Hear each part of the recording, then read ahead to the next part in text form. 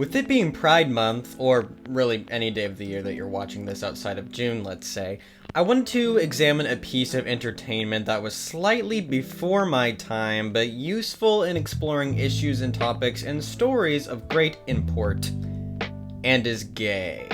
The piece of entertainment is an episode from the CBS Spring Break series called What If I'm Gay?, where we follow the acceptance and understanding of a gay teen's initial and accidental outing. This is going to be shorter than the videos that I've been making recently because there's really not that much to it, and while it is kind of dated, it really shows crucial aspects of societal expectations of masculinity as well as homophobia, and it's still relevant today, and some might even say modern. And I'm not going to skip over it because I want it to be seen, because really, sometimes, maybe, in the back of everyone's mind, there is that crawling thought, what if I'm gay? But before we get into that, I want to say hello to any new people, hello any previous subscribers. Welcome to my Hodgepodge YouTube channel where I talk about anything and everything that I find interesting. This is another episode of my gay sub-series called Gay, where I talk about the gay things that I like. And I've noticed that I've really been focusing on MLM couples lately, so if you have any media that you want to drop down in the comments below that's not just MLM content, I would be eternally grateful because I want to start exploring my queer scope. I also want to take this time to announce that I'm going to be taking a bit of a break from YouTube for about a month and a half because my July is going to be absolutely insane. And when I come back, there's going to be a slight schedule change. Instead of videos coming out every week, I'm going to upload stuff every other week to ensure quality, number one, but also to ensure that I don't get burnt out by my daily runnings around. Jesus. Get back in there. So, sorry for any potential upset, but I need to look after my mental and physical well-being first. And this YouTube, while still a hobby right now, it kind of has to go by the wayside if I want to succeed in my personal life. So, with that said, let's get back to the musings.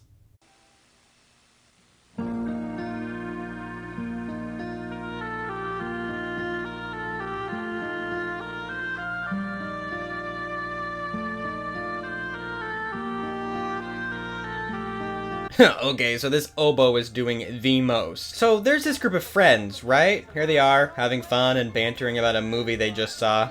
But, uh-oh, someone seems different and shy around girls. This is Alan, and he marches to the beat of his own drum. Or maybe he beats off to percussion. I don't know. These boomwhackers are looking, mighty phallic. But I only mention this because Alan is kind of your stereotypical gay guy.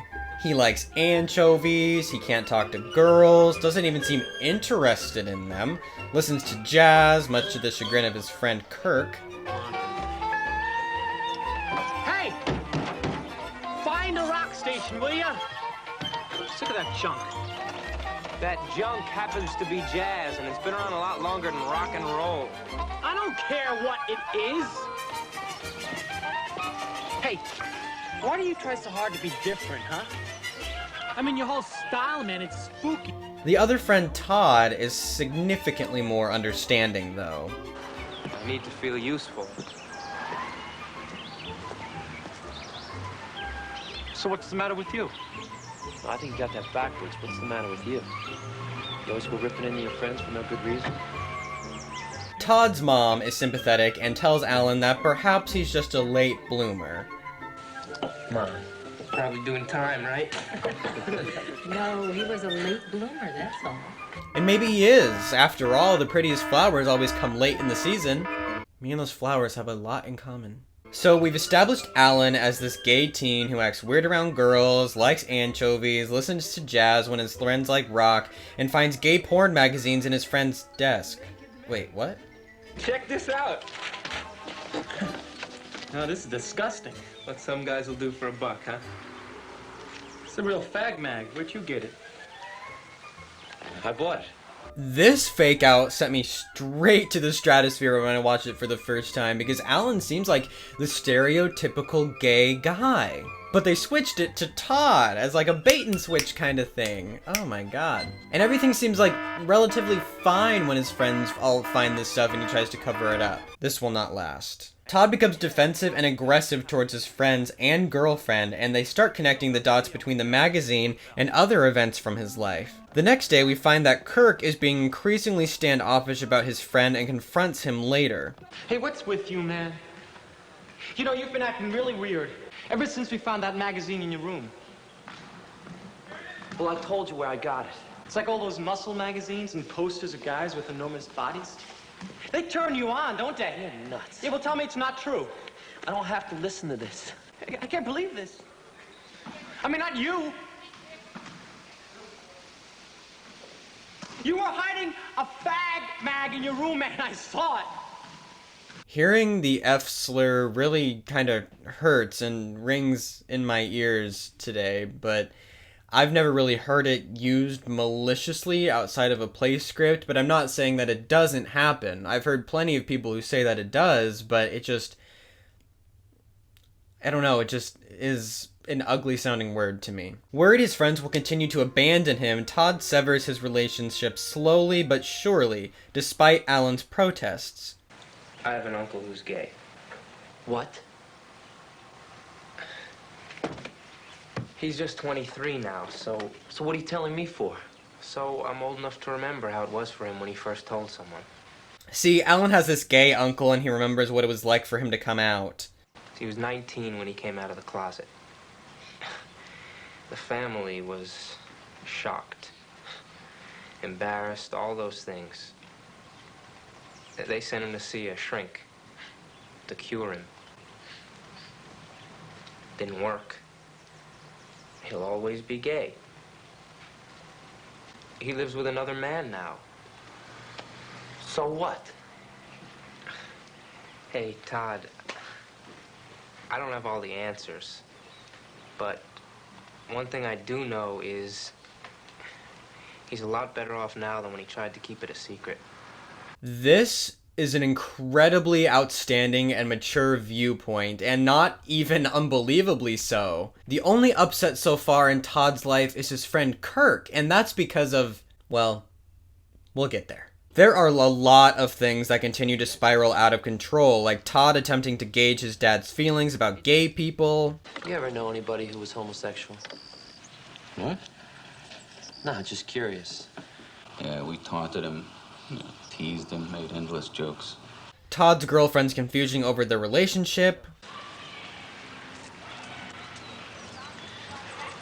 Todd, does it mean that you'd rather be with a boy than with a girl? And even Kirk trying to get Todd to retract his statements. Just want things like they were, that's all. But you gotta tell me it's not true. Tell me you're not gay.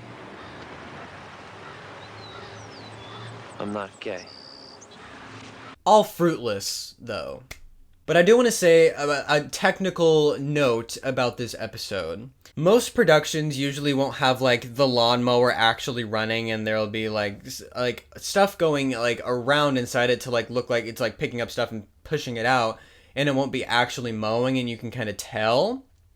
But props to this episode because it actually looks like they're mowing something. And usually they do that just so you don't like end up blowing out the microphone and trying to maintain continuity, and so like the actors can hear each other, but then they have to pretend that they're like yelling over the lawnmower, and it's funny in pre-production and when you're editing it, and then you have to put the stuff in later. It's just funny. But again, props to him. It looks like he was actually mowing, even if it looks like he started in the middle of the lawn. If anything, though, it's nice to know that Todd likes it cut. Thankfully, there's a nice teacher who's on Todd's side and helps him out in the end. Look, Todd, I'm not a therapist. I'm just a school counselor. And you have to understand, I can't treat people. I can just listen and advise and hopefully send them to someone who can help. Now, you might want to think about seeing a psychologist. This is where a majority of the preachiness comes in, but I still think it's valuable information to have and is handled with care. But Kirk ran scared. He couldn't deal with it. You know, you two guys were close during a time when kids really are confused about sex. You were like brothers. And now he's probably asking himself why. He's afraid for feeling the way he did about you. Look, go talk to your parents and let them help you through this. And then go to Kirk and make him understand that he doesn't have to feel threatened by you. We get to understand Kirk's viewpoint and why he might feel the way he feels due to his own confusion about his relationship with Todd. And we get to hear Todd's side of the story and how he feels that everything will be different now. Something just like that? He said I could never be happy until I could be myself. Yeah, well, Alan's a very wise young man. But Kirk ran scared. He couldn't deal with it. Todd also mentions AIDS, which at the time was alive and well. For many people in the 80s and even today to an extent, the AIDS epidemic is and was synonymous with homosexuality. The school being filled with as many tolerant people as it is refreshing, but not totally out of the realm of possibility. Kirk being afraid of his own sexuality and what his association with Todd would mean to his reputation really is of interest to me. I've only really ever been friends with girls and other gay guys as far back as I can remember. The girls mostly, not the gay guys. We were too young to express that. But I've just never really been in Kirk's shoes before. However, I can definitely relate to Todd's doubling down on his masculinity by getting aggressive with his girlfriend and calling out slurs to a gay basketball player. When you're deep in the closet, one of the natural things to do is call out behaviors you're afraid you might be compared to or have been seen doing. You distance yourself from these actions to prove to others, but mostly to yourself, that that is not you. I like this inclusion, and it adds realism to the situation and makes everyone really uncomfortable. Except Kirk. He's glad that they're both on the same page, but anyone who is really there for Todd knows that he's being aggressive for a reason. Todd, that man had every right to be upset. You were yelling queer and fag really loud. He had his kids with him, too. What, you got a problem? The homophobia here is rebuffed in the moment, and I respect the hell out of that. Todd's own girlfriend calling him out for his nonsense is amazing and definitely the right and brave thing to do.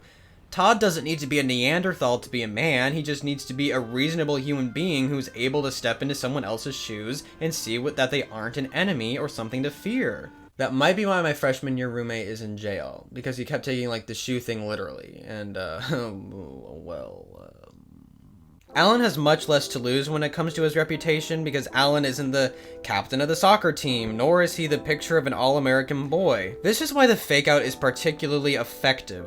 The writers use stereotypes to reinforce their own preconceived notions about what men should and shouldn't be.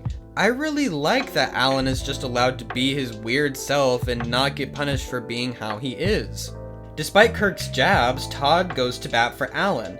Because of the Todd-Kirk friendship, Todd has more leverage in getting Kirk to lay off of him. The opposite isn't true though, because Kirk fears gayness rubbing off on him. It's a complicated dynamic that I think gets explored really, really well. I am also very ashamed to admit my own internalized homophobia during my journey through puberty and accepting my sexuality. It was obvious to everyone but me, but I still didn't want to admit it to myself. And that's why I came out when I was 20. Not that I was outed necessarily, I came out on my own time, but I came out when I was ready. Which is not the case for everybody. Something that this makes very, very clear. Moments like these can define a gay person's existence and even make them resent people. There are still many states in the United States where a majority of the citizens oppose gay marriage and homosexuality. The situation presented in What If I'm Gay isn't one that has changed substantially, and in the almost 35 years since this aired, that's distressing. If only everyone had the respect for sexuality that this teacher has.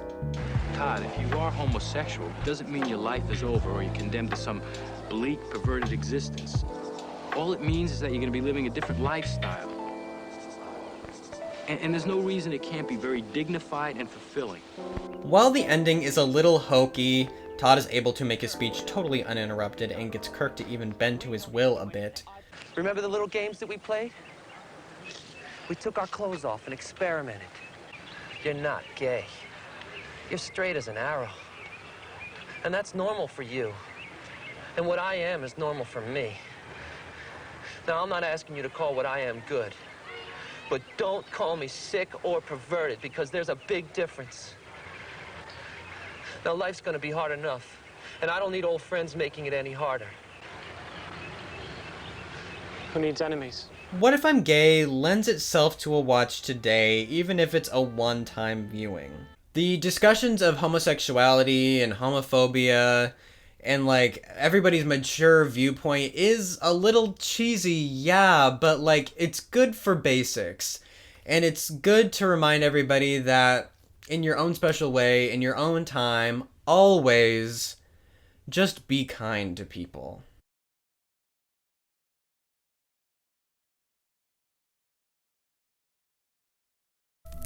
Alright everybody, that is going to do it for this video. Again, I want to thank all of the new people that showed up. I want to thank all of my previous subscribers. Hello, I'd love it if you could hit that like button, hit the subscription notification if you want to see more. And again, drop any non-MLM queer-related content into my DMs or into the comments below, because I would love to explore other avenues of queer theory. Alright everybody, go out there, stay sexy.